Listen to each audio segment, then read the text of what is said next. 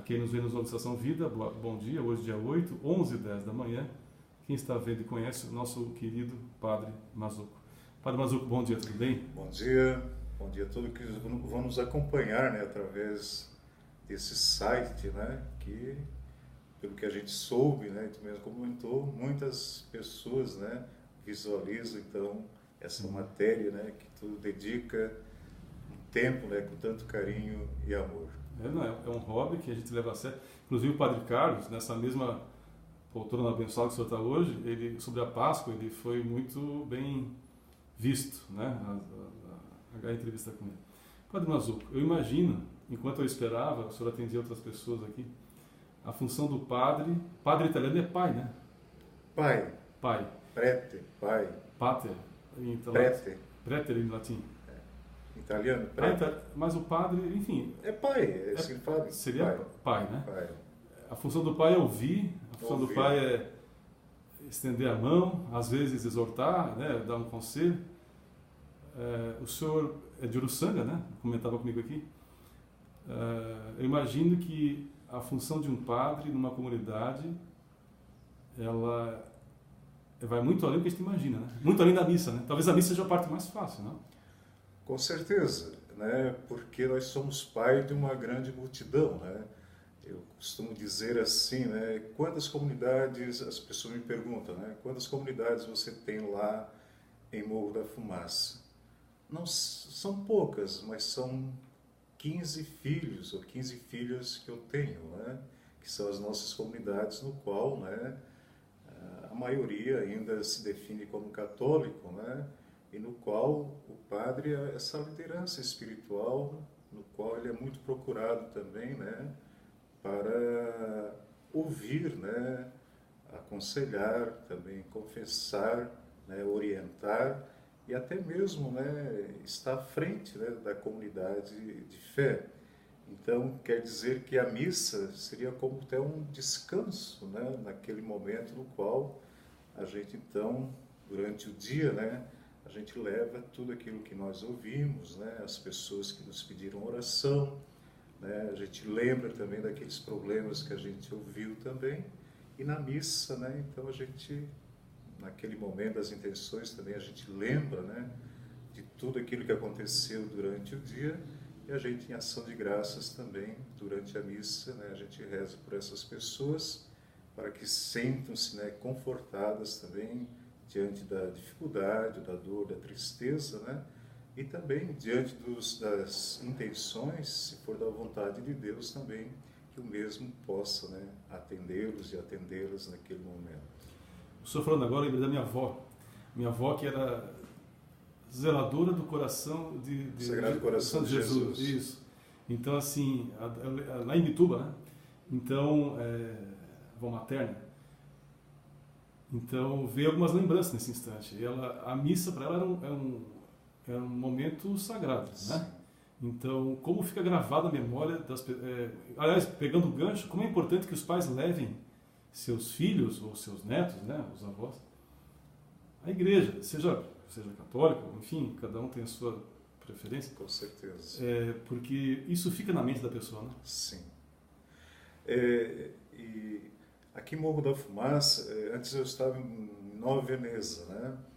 Em Nova Veneza tinha muita participação das crianças também, da família, nesse sentido. Claro, uma paróquia menor, eu tinha só 4.000 habitantes, então a gente conhecia as pessoas, conhecia a família, costumava brincar, a gente conhecia até o cachorro, de quem era, de qual família pertencia, né?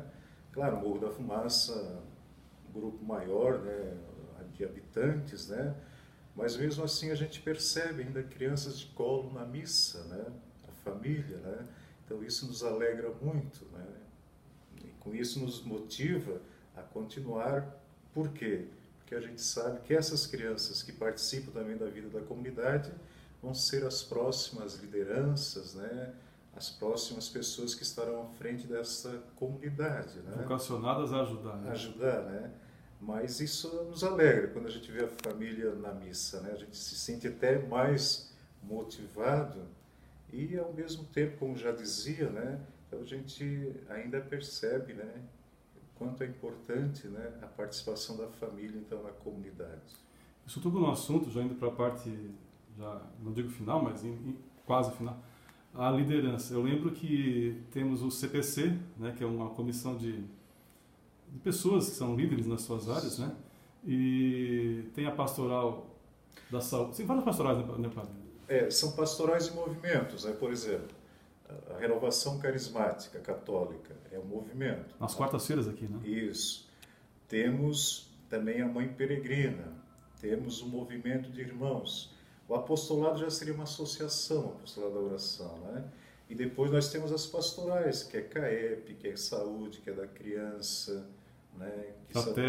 Da terra, antigamente era mais forte, né? A pastoral da terra, do migrante, enfim. Existem vários serviços dentro da igreja, né? No qual eu sempre costumo dizer, do menor ao maior, se a pessoa quiser de fato assumir a sua missão, né, de doação, ela tem espaço na igreja, do menor ao maior, porque o menor faz a parte do coroinha, né, e o maior já está inserido, né, no ensino, na pastoral, no movimento, né, no qual depois, através desses movimentos e associações, né, e pastorais, aí são o coordenador de cada um desses serviços forma o CPP, é o Conselho de Pastoral Paroquial. Paroquial. No qual esses coordenadores, né, eles ajudam o padre, né, na condução dos serviços, dos trabalhos na paróquia. Então, por exemplo, vou dar como exemplo, né, nós vamos ter o ano que vem um projeto aí, por exemplo, de fazer, visitar todas as famílias, né? Então, o padre ou uma pessoa leva essa proposta, essa ideia para o CPP, que é um grupo, hoje nós aqui de 50 pessoas, junto comigo e o padre Carlos, né? Que a gente depois pense e reflete, vai ser bom, não vai ser bom, né? Vai ser útil ou não, é importante ou não. Então, quer dizer, uma igreja democrática, né? Que há a participação de todas as lideranças, né? Nas decisões também, nas execuções do trabalho. Para dizer o quê? Que não foi o padre que disse, que não é o padre que quer. Que não foi o padre que mandou. Que mandou, né? Muitas vezes é isso, para tirar o... Muitas vezes a gente tem dificuldade de dizer sim e não, né? Sim. Mas é melhor não, o outro disse, então o padre disse, o padre falou. Tanto que algumas decisões, a gente não vota, quem vota são as lideranças. Olha que interessante. Né? Então, é a liderança que decide, né? Não é o padre. O padre até pode dar sugestão, né? O padre é o primeiro animador. Claro que é quando as coisas não é muito litúrgico, não é uma proposta da igreja, aí o padre interfere, né? Mas geralmente são as lideranças que tomam as decisões, né? Que dizem sim ou não para uma atividade, né? Ou um trabalho, um serviço que de repente, né, seja necessário em nossa comunidade de fé. Então, é uma igreja muito bonita, né? No qual o leigo também está nas decisões. Isso não só em nível de paróquia, né? Mas lá na comunidade, por exemplo, da Estação Cocal, aí tem o CPC. Sim, eu ia falar, porque então lá, como não é o... Mas alguém lá do CPC faz parte do CPP. Lá em Cocal. Por exemplo, o CPP tem tomado uma decisão lá, né? Então, o representante vem para a comunidade, no qual é o CPC, e ali vão discutir, né, aquela ideia, se vão executar essa ideia ou não, de que forma, de que jeito, de que maneira, né? Isso é a própria caminhada da igreja, em nível de diocese, né? Aí tem as assembleias diocesanas, as reuniões diocesanas, como em nível de comarca, no qual a grande maioria, 90%, são os leigos que representam, né? Então é muito bonita essa caminhada assim, de igreja, no qual o leigo também tem essa participação, né, nas decisões da mesma. Né? E, inclusive, pegando o gancho da sua fala, a Bíblia diz que é melhor dar do que receber, servir do que ser servido. Quando a pessoa serve, né, seja qual for a área que ela escolha, como o senhor falou, várias pastorais, né, Sim. Ela se sente parte de algo, de um corpo maior, se sente útil e se sente vida, né? Viva, aliás. Então, isso Só quem passa por isso. Tipo o Evangelho desse domingo, na Igreja Católica, a gente refletiu aquela passagem, né, da pesca. E depois da pesca, Jesus chamou Pedro e disse: Pedro, tu me amas? Ah, tá. Lembra aquela... Amo, Senhor. Tu me amas? Ele... 3 vezes, né? É. A terceira vez até o Evangelho diz que Pedro ficou triste, né? Porque Jesus perguntou 3 vezes, né? Mas, Pedro, se tu não me amas, então tu vai apacentar as minhas ovelhas. Então a gente refletia, né, que realmente quando a gente ama a Deus e ama a igreja, a gente se doa, né? E essa doação, ela vai frutificar-se de fato, né? A gente amar verdadeiramente a Deus, né? Aí com certeza a gente vai fazer com alegria, vai fazer com disposição, né? E a gente não vai ter preguiça para fazer esse trabalho. Como se diz, a gente só ama também quando conhece, né? Então, a partir do momento que nós vamos conhecendo esse Deus, a Santíssima Trindade, que é Pai, Filho e Espírito Santo, quando a gente conhece a nossa comunidade, a gente vai amar mais, vai se doar mais, e com certeza aquilo que a gente fizer vai fazer com muito amor e carinho. Então, quando a gente faz com um verdadeiro amor, as coisas se tornam mais suaves, mais leves, né? Como um fardo, como um peso, ou como uma obrigação, né? Mas tudo deve ser feito assim com um olhar assim de doação, né?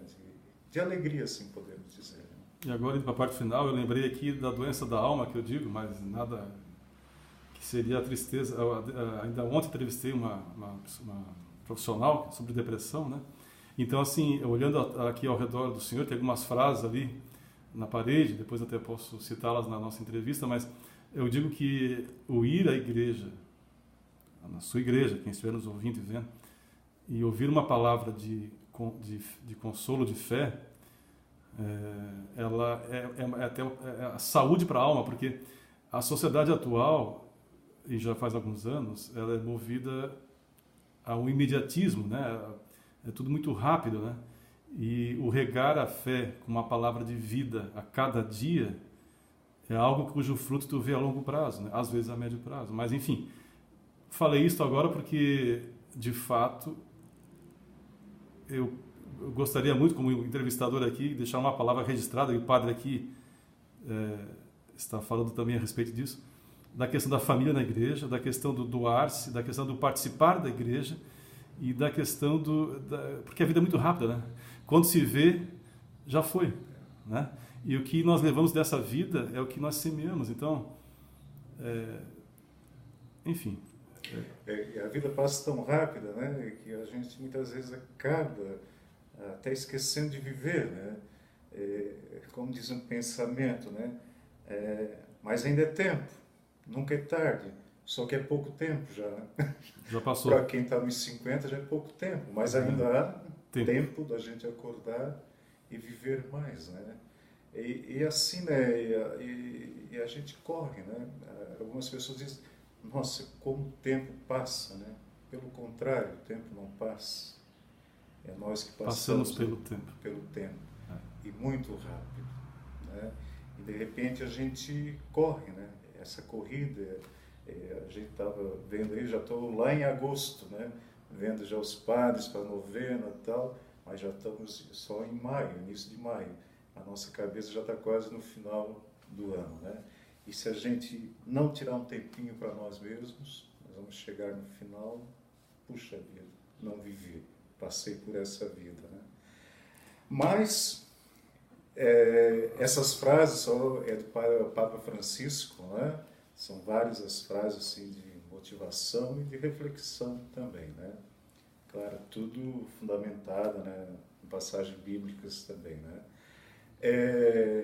E a sua palavra final, né? Aproveitando esse gancho do Papa, que é um Papa muito querido, né? Sim, apesar que nós temos que rezar por ele, né? Ah, sim. O fardo que ele carrega não é fácil. Não é fácil. Ele, desde o início do pontificado, pedia, né, orações. Com certeza não é uma missão tão fácil, mas é um Papa que consegue dialogar com todos, né? Todas as religiões, né? Enfim, é alguém que de fato, pelo menos até agora, deixa um belo testemunho para nós e para a igreja, né? De humildade, simplicidade, de pobreza e de amor com aqueles e aquelas que menos têm, né? Então,